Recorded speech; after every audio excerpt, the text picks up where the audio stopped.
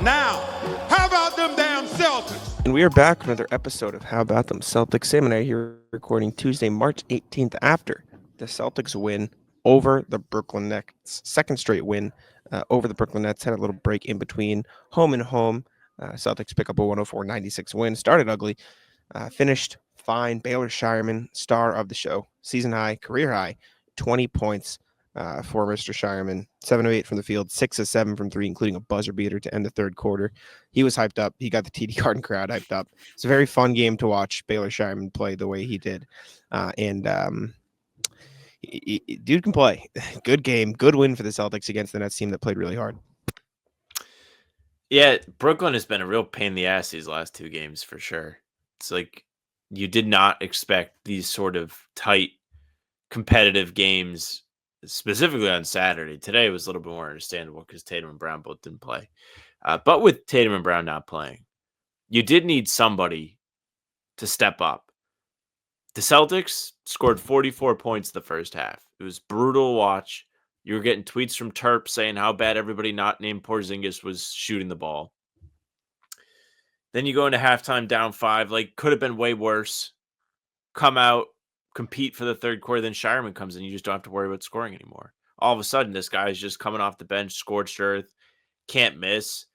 The play of the night, of course, is the buzzer beater, where at the end of the third quarter, Scheierman inbounds the ball to Porzingis. Porzingis shoots it right back to him, and then he hits this absolute bomb from range. If you didn't watch the game and you're just looking at highlights, Scheierman made the same shot off the glass, but it was waved off because they called a touch foul because the Nets had a foul to give, so they took the foul. The balls to just hit it twice in a row from the same spot, cleaner the second time, that rocked. That clearly did. I know Missoula said it doesn't, like, confidence is overrated or whatever. It got the man feeling himself a little bit. We were seeing Baylor Scheierman heat checks. He pulled up in transition. He had a step back off a pump fake. He was going berserk shooting threes. He didn't miss in the second half. 6 of 6 from the floor, 5 of 5 from three. Just an unbelievable showing from the guy who hasn't gotten a ton of run this year. He's gotten a lot of run lately with the guys being in and out of the lineup, Jalen being on and off hurt, Tatum getting rest here and there. I think we're going to just see more and more of him down the stretch. This is going to be really interesting to watch. But overall, this was one of the more fun games of the year. Like, I walked away from this game and I was like, wow, like, great win. Like, actually great win. Because they could have just rolled over and, like, threw their hands up in the first half and been like, oh, man, process didn't work today. Threes didn't go in.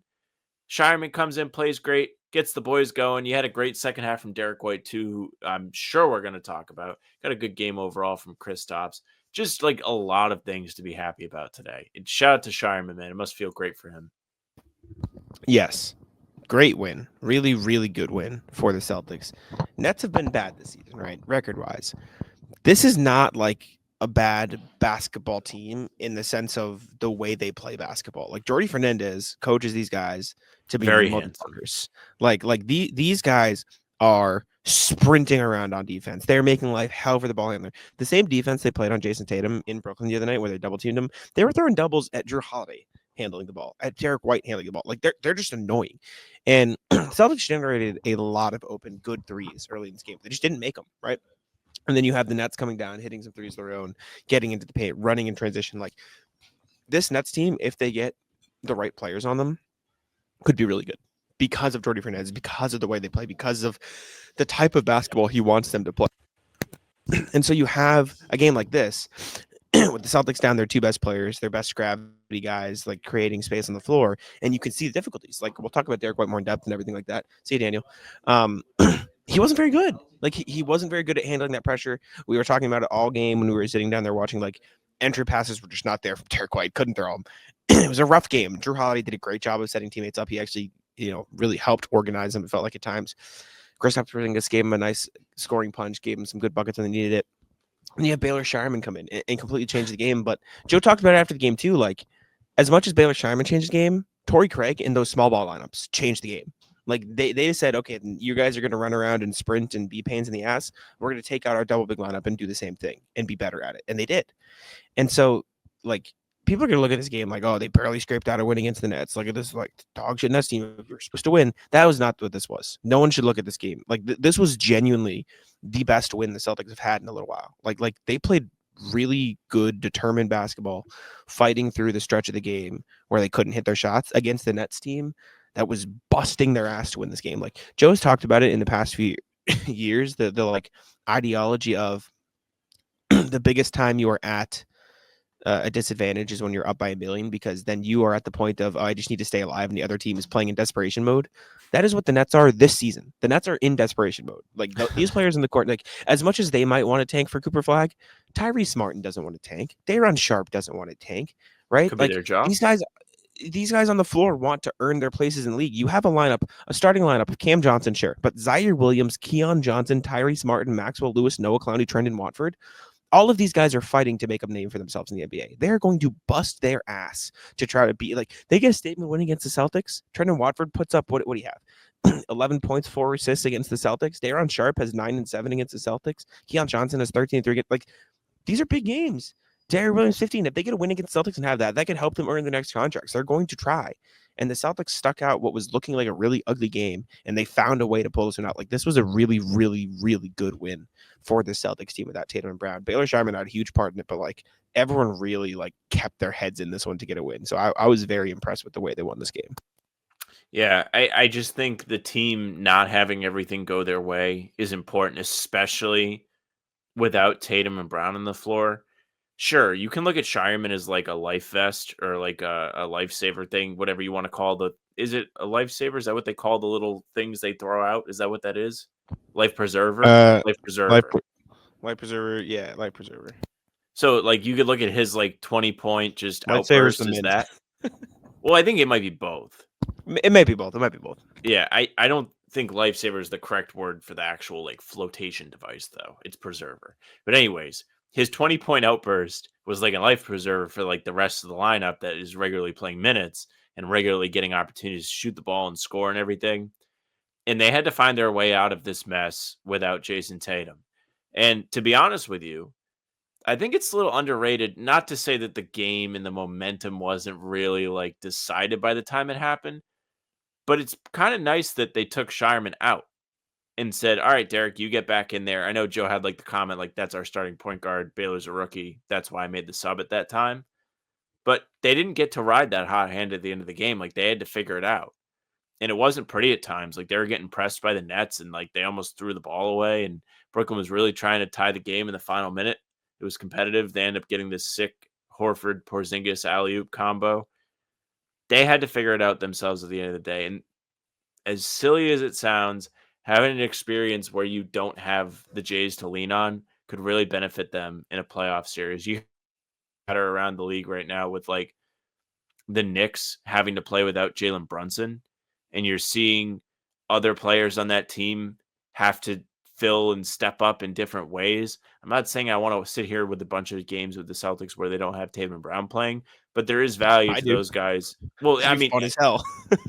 I would actually like to not see Jalen play for a while. I again think he's hurt. Sorry if you're sick of hearing me say it. I'm just saying it because I'm not like hating on him. I just don't think he's healthy at the moment. Tatum will probably play all these road games because he's a hard ass.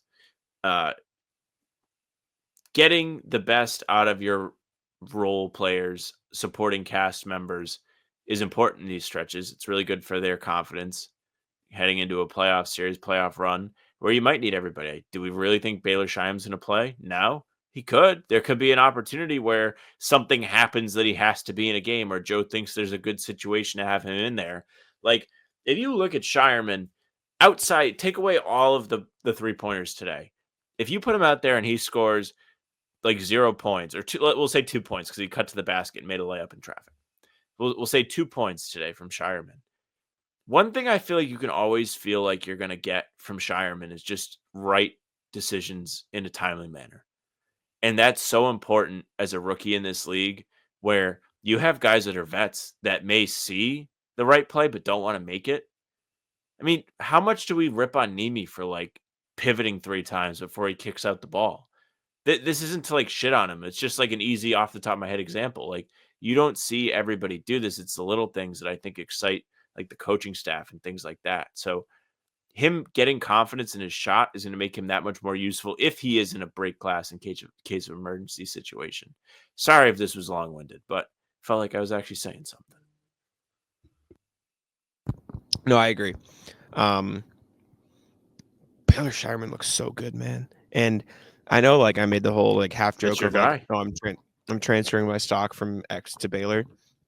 The joke part was like the X transfer because X didn't pan out, and like the whole transferring stock, whatever.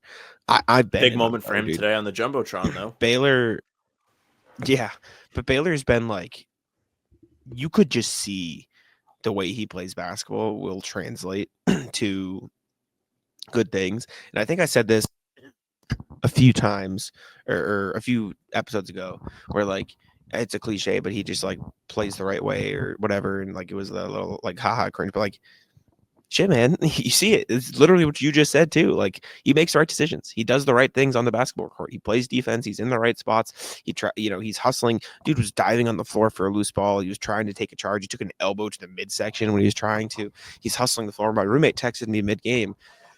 Excuse me, my roommate Mike. He goes, let me see. Mark this for the pod / TikTok. On the play, Drew dimed him and he made the layup, which is when he cut to the rim. Baylor was still the first guy back on defense, a dude that wants to win. It's true. Like, you will never find a play. Like, flip through any play. You will never find a play where he's walking back. He never. He's sprinting. He's sprinting the floor at all times. The most impressive play for me from him in this game was none of the shots. It was none of the steals. This dude got a rebound through like 4 Nets people where he was the last one to the ball and just ripped it out of their hands. Like, this dude's a menace. The way he plays basketball is the way every player trying to get to the NBA should want to play basketball. Like it is never stopping, never slowing down, always running and doing everything possible to get the ball and make the right play and give your team extra possessions. It was cool to see him hit the buzzer beater. It was cool to see him hit all these threes. The heat check was fucking ridiculous. Like not even like ridiculous that he made it, ridiculous that he took it. Like, that takes balls. You're on a team with Drew Holiday, Derrick White, Kristaps Porzingis on the floor, and you're taking a heat check. That's like wild. You're a rookie that never plays. Yeah. This game's But going to be on shit, a compilation of like NBA players on fire in 5 years of like just random dudes getting fire. But hey, Baylor Scheierman might not be a random dude for too long. Like genuinely, in the next few years, as the Celtics are figuring out their rotations, this dude's a motherfucker. Like he's good. He's real. That's the thing. Like you just can see like it's really when you can see the things that aren't like, oh shit, he was good because he had 20 points. Like, yes, he was good because he had 20 points, but like again, if you erase all of that, you can still find positives to take away, and that's the important thing about all that. If we want to bounce around and chat about all the other fellas, we can absolutely do that. When we went into this game, we did the prize picks. We were like, oh, probably be a big night for a lot of guys. Porzingis had the team high with 25, 9 of 13, very efficient. Once again, still not making threes. I would guess that the threes are just going to come back as he's more comfortable, more legs underneath him, if you will, going forward. I'm fine with the production we're seeing in a game like this. 25, 13, 3 assists and 3 blocks is fucking fantastic for him. And he didn't look tired at all to me. I don't know if you noticed anything different being in the lower bowl today in the corner. You might have been a little bit more observant, but for a guy that's just missed 2 weeks with some sort of respiratory issue, he does not look like he's laboring too much, which is a great thing. I think for me personally, that was a big concern about him coming back. It was just like, we want to make sure he's ready. Don't need to rush him. There's no need. These Celtics games do not matter at the moment. With that being said, 50 wins, first or 37th 50 win season in franchise history, first in the NBA to reach that many. Another just like no 50 win season. It doesn't have the same ring as no Larry, but you can say that to some teams. Are there teams out there with no 51 season? There might be. A team in the Hornets. That's the only one I can think of. The Hornets might not have a 50 win season. It feels like they should have gotten it in one of the Kemba years. Surely, right? Oh no. Ooh, it doesn't look good. Okay. Well, in the 90s. Okay. All right. Past iteration, they've had 3 50-win seasons. Kemba capped that at 48. So since they've returned, they have not had a 50-win season. You know what's funny? Hornets never won the division. Wow. That would actually they would actually be justified to hang a banner if they won the Southeast Division. Yeah, it's crazy. Their best ever finish. They finished second 4 times, and one of those times they were 39-43, and they finished second in the division. Anyways, sorry, Hornets fans, we got off track. Unnecessary stray. Last thing on Baylor is Brad Stevens might have just hit on his first round pick. Like, that is very funny. It's an important thing too. first round pick, and on top of like just another first rounder or whatever, like Brad Stevens has done a phenomenal job of identifying and developing talent, and this might be his next hit. Because like you think about it, like he hasn't made a ton of draft picks, but like Sam Hauser is a guy he brought in and developed. Luke Cornett is a guy he made a point to bring in and figure out how to make work, right? Nimish Kate is another guy who's looked good. Like he's done a good job of cultivating that and developing that and finding ways to make the most of certain guys. But before we keep going, I need to tell you about PrizePicks, because PrizePicks is the best place to get real money sports action this basketball season. Sam and I have been just abysmal, just as bad as you could possibly be at PrizePicks. But once again, don't let our idiocy, don't let our terrible decisions get in the way of you making the most of PrizePicks, because if you utilize PrizePicks the right way, it is truly the best place to get real money sports action. Over 10 million members, billions of dollars in award winnings. It's made daily fantasy sports accessible to all. You just pick more or less on at least 2 players for a shot to win up to 1,000x your cash.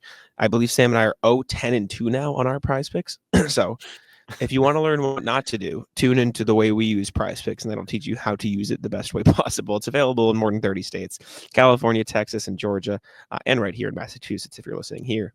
On PrizePicks, you can mix and match player projections from different sports too. So combine your favorite basketball players with players from baseball, hockey, esports, much more. You can watch League of Legends like me and pick some of those, or Valorant, which I also watch. Don't miss your chance to cash in as the league's best fight for playoff positioning. A lot of teams and a lot of playoff races, a lot of fun things to happen. So you can check it out on PrizePicks and make the most of it. But download the app today and use code CLNS to get $50 instantly after you play your first $5 lineup. Again, download the app today and use code CLNS to get $50 instantly after you play your first $5 lineup. PrizePicks, run your game. Okay. Anything else you want to talk about, Baylor? I mean, I talked about the Brad hitting on his first round pick thing. I don't know if you want to talk about that too, but I think that's a big thing. And honestly, it might be the title of the video, because we were talking to Corrales about like ways he can increase YouTube views, and he titled his last like video something like "The Celtics finally made the right decision with Jaylen Brown." It was like benching him, giving him some rest, whatever. And it's like, it's more of a like, rather than title our podcast "Celtics beat the Nets" with the Baylor Scheierman game, because like everyone knows what happened. It's like, did Brad Stevens just hit on his first? You know what I'm saying? Like finding different ways to. So that might be the title. Be ready for it. Okay. 18 minutes in, we're talking about. I'm ready. Just one more thing on that Brad Stevens note, just to deliver on the title. 18 minutes in. That's going to be really. I say it to you quite a bit when we just get into this on the pod. If you're going to be the Celtics long term and you want to be successful long term, with Tatum and Brown each making supermax contracts, you're going to have production from guys who don't make a lot of money. Baylor Scheierman, you can't really put that sort of expectation on him for this first season. You might not even be able to put it on him for the next season. But down the line, you're going to need him to give you some stuff off the bench while making his rookie scale deal. You're not going to be able to keep everybody together forever. The Celtics are playing well right now. They just won their 50th game. The playoffs are right around the corner. In 4 months, Jack and I are going to be sitting here talking about whether or not Kristaps and Drew are going to be on the team next year. It's just the reality of the situation with the luxury tax and all the salaries and everything. We don't have to talk about it now. And if you want like the light at the end of the tunnel or any bright spot, silver lining, it's that if you can have Baylor Scheierman be productive for you, those headaches become a little bit less painful. Indeed. Also, I have a good friend of the show, Jonathan Smyers, DMing me on Twitter, and he said, pumped up. He said Joe just fucked on you for no reason, which is not what happened. Well, I asked him. I said, hey, like when you subbed out Baylor Scheierman for Derrick White. Like, obviously it's Derrick White, but you have the hot hand. Like, what goes into like a decision like that when you have a hot hand guy and obviously a guy like Derrick White on your bench, and he goes, Baylor's a rookie and Derrick's our starting point guard. What's the hell question? That I had seen. I just didn't know it was you. Yeah, and apparently the Garden Report laughed at it, but I mean, it's a totally fair response. Like, I truly just was like, well, Noah and I were talking about it, and she was on NBC, which shout out, that's fucking awesome. Yeah, very cool. And so I was like, you know what, I'll ask it if she's not here to ask it, and yeah, sure. I mean, fair enough. I just wanted an answer, and that's a fair answer. I'm just curious. Like, even though the way he phrased it might be funny, like to hear him say, like, I don't care about the hot hand, I want to go with my guys, like, that is relevant information. Like, that's good information to have in the memory bank. Like, he trusts his guys, he's going to go with that regardless, which and because, like, especially on a night where Derrick was bad, like, we could talk about that too. Derrick was not good in this game. Derrick White did not have a good game. He had a nice third quarter, he played fine down the stretch, but like 6 of 19 from the field, 3 of 11 from deep, 4 turnovers, 3 fouls, 5 rebounds, 4 assists, 1 short of what we need for PrizePicks, ironically. But in the first half alone, like, what was he? 1 of 7, 1 of 4. So, like I said, he turned it around. Second half ended up going 5 of 12, 2 of 7, which isn't quite as bad. And in that third quarter, he did play all right. He got going. Third He had quarter double digits. Yeah, 13 points, but he was still only 5 of 12 in that third quarter. And then in the fourth quarter, it looks like he took no shots. So, like, this was not a good Derrick White game. Like, he was given the keys a little bit, and he didn't handle the pressure well. He wasn't throwing great passes. Like, it happens, and sometimes it's just a cold night, but, like, to trust him to go back to him, like, I do, as much as it is funny to hear, like, Joe dunk on me or whatever you want to say, like, it's, like, relevant information to hear him, you know, put the context in that way, so. Yeah, and we kind of touched on it earlier. I think it was interesting to have Derrick come back in and just make them close it out without the hot hand. Thinking about a playoff situation, like, I do think there is value there of, like, say the Jays foul out or some bullshit happens where they're not on the floor, or somebody's suspended, or God forbid they get injured. You do have to learn how to win without them. And, you know, they had to close the game with no hot hand Baylor, no Jayson Tatum, no Jaylen Brown, and they managed. Derrick definitely felt the pressure of being the number 1 or number 2, if you want to count Kristaps as number 1 today. It was nice to have Holiday out there. He wasn't very efficient, but he did do some things well. Had another good assist game, was very efficient in that matter. Only 2 turnovers to his 8 assists to go along with 12 points. I would like to see the threes come along a little bit more down the line. I'm sure we'll talk a lot about it, but I think just using Holiday as the short roll man is the perfect use for him in a playoff scenario. Hasn't been a great outside shooter today, is tremendous at making the read on the high post, and he's just so smart. And he's also a great finisher and very patient finisher underneath. So if he does keep it, you're probably going to get a good result there. I think that with some occasional corner stuff is a really appropriate use for him. Yeah, I wrote about the Drew dunker spot, other ways to use him today a little bit from when I asked Joe about it in Brooklyn. He's just really good at making the right reads and playing in those little, like, almost like slimy spots, in the sense of, like, he's just, like, slithering his way through the defense, kind of, you know, finding sneaky ways to make an impact without just standing behind the 3-point line. He's great at doing that. And Drew is really underratedly good in this game. Like, Baylor's going to get a lot of the credit. Porzingis is going to get a lot of the credit.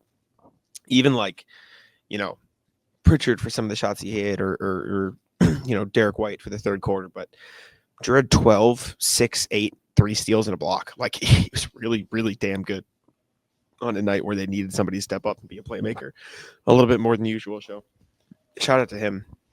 We can talk Kristaps too. I feel like we haven't talked a ton of Kristaps, even though we've mentioned him sporadically. But 25, 13, 3, 1, 3, like you said earlier. Big start to the game, big close to the game.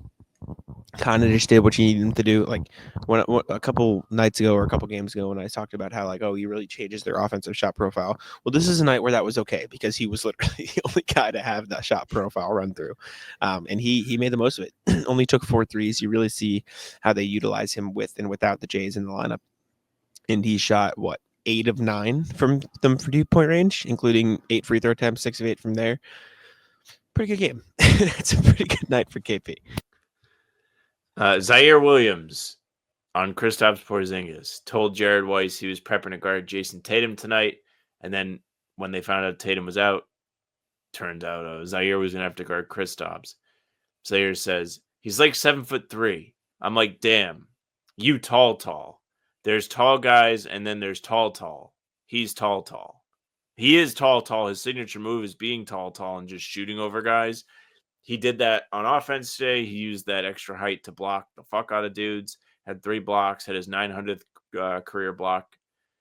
Terp tweeted that like him and Horford are the only 2 guys to have that many blocks and X amount of threes. And Noah was like, I don't care. It's actually kind of mean. So we can actually remove the congratulations to television Noah because she was very mean to the Torpedo today. Uncalled for. Yeah, we had to band against that. That's not okay with me. Yeah, good Kristaps game. Good win for the Celtics. Who else do we have to talk about? I don't know how much else there is. Unironically, I know we mentioned briefly, like Torrey Craig came in and played impactful minutes, even though he only played a little bit. Like those small ball lineups really did help the Celtics. And so he deserves credit for that. And like Joe Mazzulla was like, he like emphatically made that change. Like he saw the 2 bigs and the Celtics were getting killed, and he goes, "You get out, both you out." And Nimi was like, "Both of us," and Nimi's like, "Yeah, out." And he changed it, and it was fun to see him be in sort of that little coaching battle with Jordi Fernandez. But quickly, I need to tell you about Game Time 2. We got back to back. I know it's just a game recap, but I got to tell you about both because just like PrizePicks is the best place to get real money sports action. Game Time, best place to get all your ticketing needs. So make sure to check it out during the end of this basketball season. You got the playoffs coming up. It's going to be big for that. You got a baseball season coming up. It's going to be big for that. You need to make sure you utilize Game Time. We looked at, I believe, Red Sox opening day last time we checked out Game Time. So let's pick a different event. Let me open up Game Time on my laptop here, so you guys can see exactly what I'm talking about when I'm trying to tell you about how good Game Time is. So you see all these events right here. Let's go to Post Malone. I think we've looked at Post Malone before, but let's check him out. Check in on the Post March Malone Madness. ticket. March Madness. March coming Madness, to me. even better. Obviously, going down to Sam. Absolutely. Can I see what is it called right now? there, second one. Amica Mutual, change it out. So here we go. Down in Providence, if you'd like to go to March Madness, make sure to check this out because it gives you the exact view from your seat, as you can see a Providence Friars game. A great feature of Game Time that you know exactly where you're going to get to sit and how it's going to look from there. For your event, you see this little star here. That means you're getting a great deal from that space you see right here. This is a super deal, so that means it's great value for that seat as well. The little fire here is the cheapest possible ticket in the arena, so you can make sure you're getting the best possible price. You can filter fees, so you can press the little switch, and it'll give you all-in pricing, which is great, so you're not paying anything extra. A lot of times with a lot of apps, you get to the checkout and you end up paying more than you thought you did because the fees weren't included when you're looking at the pricing. But that's not a problem with Game Time if you make sure to toggle on the right setting. Curated deals, again, make it easier to find the best price. You can see the super deals, like I just showed you, the cheapest deals. It's the lowest price guarantee on there as well. Event cancellation, job loss protection, all that stuff. And the lowest price guarantee, Game Time will credit you 110% of the difference if it is not the lowest price. So make sure to check it out. Take the guesswork out of buying tickets with Game Time. Download the Game Time app, create an account, and use code CLNS for $20 off your first purchase. Terms apply. Again, create an account and redeem code CLNS for $20 off. Download Game Time today. What time is it? Game Time. Who was I talking about? Torrey Craig, small ball minutes were very good. I will say they kept. So when I asked Joe about the Derrick White Baylor sub thing, I wish I had phrased it not exactly for Derrick White, because I do think Scheierman had a case to be in over a Pritchard or a Hauser. And I get wanting to keep the guys you know, because like they're the guys you know and they've earned it. They didn't play bad, right? Hauser was 3 of 8, 2 of 7 is not great. Pritchard was 3 of 9, 3 of 7. That's fine. They weren't bad, but Baylor was like on fire. I do think there's an element to it where Baylor is not quite as good of an off-ball catch and shoot pure guy as those guys. Like he is more of an in rhythm a little bit. But regardless, Peyton and Sam were fine. The bigs, though, did not have a great night. Gordon and Gator were not the move in this game. Rare rough Cornet game, right? Like usually you can count on him just to be tough as nails. -10. The only other guy that was minus anything close to that was Hauser at -7, who was like fine. He didn't make that many threes, made 2 of 7. Cornette, just 1 point in 12 minutes, only 1 rebound. Like, you really don't get a lot of Luke Cornette cardio games. This is an anomaly game. No Tatum, no Brown, never happens. Scheierman goes ballistic, has only happened one other time, never like this. Luke Cornette, no show, never happens. Torrey Craig getting minutes, like getting this many guys in the game is just so strange. Tough to see this for Cornette. I don't think we should worry about this. I think Duron Sharp, No, just Trent your game. Watford had really excellent nights today, and you have to give those guys some credit too. Sharp was excellent in the game Saturday as well. They came to play, and they gave Cornette trouble. It is what it is. Nemi's always just kind of hit or miss.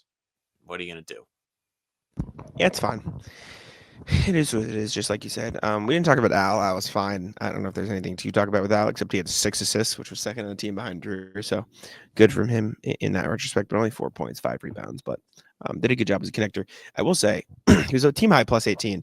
I did like the way the Celtics approached this game, as much as they weren't hot early in the game. Like, they were very much, we are going to get a big in the post against a small guy, and we're going to work out of that because they know where they can get their advantages. It's not with the Jays in this one, obviously, because they're out. So they worked around that, and they relentlessly hunted mismatches down low. And they got a ton of open threes. None of them went down, though. Just none of them went down. And there were some funny moments where, like, Drew Holiday airballed a layup. And that was a pass. I wonder, let's see if they gave him an assist for it. I'm going to look while you talk. It was a pass? No, wait, it was a pass. Immediately after this miss, Sam hit a 3, right? That was a Sam 3. No, I don't think they gave him a pass for that. Let's see. I think he airballed a layup. I swear he airballed a layup. I'd have to find it. No, he did. He airballed it, but okay. It immediately they counted it as a shot because it went right into Porzingis' hands and he laid it up. Okay. Yeah, Official and then you had the decision was missed shot. Yeah, and then you had the Al tries to lob it to Nemi and chucks it off the backboard. Yeah, that was bad. Hey, there were just times in this game where you're like, God, man, they missed Jalen and Jayson. That's what I'm saying. This was, if you ever wanted a game to say, oh my God, the Celtics team is too good, it is. It's absolutely incredible team built around those guys, but you need those guys when the team is built around those guys. And this game proved it. Regardless, any final thoughts on this one? I don't know how much there is to discuss outside of what we just following up. I watched the Holiday miss again. He does. You could make the case either way. Do you want to pull it up? Do you want it to be let's investigate? I've got it right here. I have it. You can share it. Are you gonna crash? I'm good. I'm good. There it is. Share screen. It's coming. If it would. The share screen takes forever to fucking come up. I'll tell you that. I think that's a you. Here he goes. All right. So he's going to use the Horford screen. He goes inside. Now, look, you could make the case that he dishes that down to Porzingis. I don't know. That looks like he just kind of. I think either way, you're not losing. Like, you could argue that this is actually, if you're a college, Pete, Phil, if you're running any debate in your classes at campus, have your students debate pass or miss. He missed a layup. He fucking whiffed. Well, when I tell you, I wish there was a camera on me and Noah and Cam or whoever else was paying attention. We were just like mouth agape. Like, did he just, like, we didn't even see Kristaps put it back because we were just like, sometimes it happens. Missed that. Sometimes you miss layups. It's not that big a deal. Shout out Baylor Scheierman. Huge game. Great, like, fun emergence game to see him play as well as he did. He talked about how fun it was to play in the Garden. I asked him if Jayson Tatum co-signed the 3 kiss celebration, and he said, yeah, we talked about it after. I might have to find the new celebration. So we'll see what happens there. But shout out Baylor. Great win against the Nets. I didn't expect to be saying that today, but truly, like, a really, really good win for these guys. And let me know what you guys think in the comments. Let us know about Baylor. Let us know about the win. I appreciate you for tuning in. Make sure to leave a like, subscribe, and I'll let Sam take it out. Yeah, thank you very much for listening and watching. Make sure you leave a like, comment, tell us what you thought of the Nets game, tell us what you thought of Scheierman. Was Drew passing or trying to make a layup? You can also subscribe and hit the bell. We're here every single day with new content. Full pods drop Tuesday, Thursday, Sunday. Game recaps like this one are up the morning after each game. And other videos are on the channel in between to keep you up to date with all things Celtics. You can find the two of us streaming pregame live for a half hour before tip. Come hang out. Ton of fun to hang out with the chat. Watch us lose at PrizePicks. Watch us win at GeoGuessr. That's how it goes. You can find us on Spotify and Apple too. All pods and recaps are up there for you. So if you just want the audio versions, go ahead and follow. They'll go right to your feed. Leave a 5-star review. We'd appreciate that very, very much. You can email us, the address for that. We'll be taking your thoughts. If you have draft prospects that you're interested in, hbtcpod@gmail.com. We'll keep our eyes on them. We'll ask Tyler Rucker about them as the tournament happens in the coming weeks. You can you can follow us on social. How about them C's? Twitter, Instagram, TikTok, Facebook is the name of the pod. All streams are there. They're on YouTube. They're on Twitter. Twitter's Jackson NBA. Mine's at Sam LaFrance NBA. That's it for us. Bye. Taco, come on. Taco's having some fun here.